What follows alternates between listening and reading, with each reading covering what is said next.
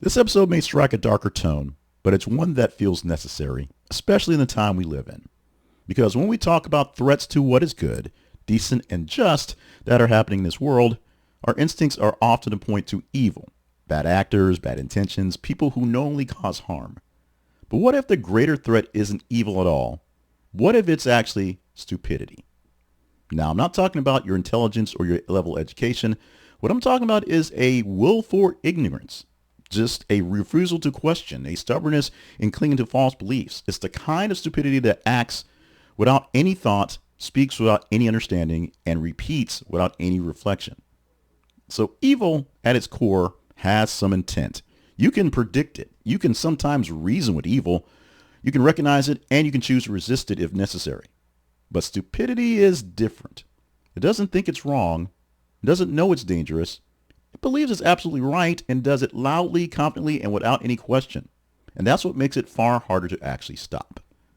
Stupidity can be manipulated fairly easily as it follows without thinking. It spreads misinformation, fuels division, and supports destructive systems simply because it's easier than confronting the truth. And when it's challenged, it never backs down. It digs in deeper. That's what makes it so dangerous. A stupid person, again, not unintelligent, but unthinking person, can cause harm without even meaning to. They can vote against their own interests. They can defend ideas that hurt others.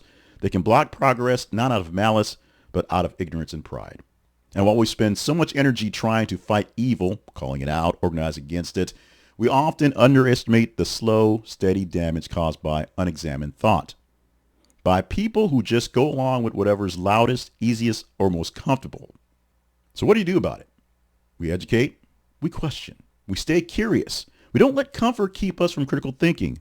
We push past slogans and sound bites and dig into what's real. And we hold ourselves accountable also, because we're all capable of slipping into thoughtlessness behavior just like anyone else. The fight for good isn't just against evil. It's against indifference, it's against laziness, and willful ignorance. It's not glamorous work, but it is necessary.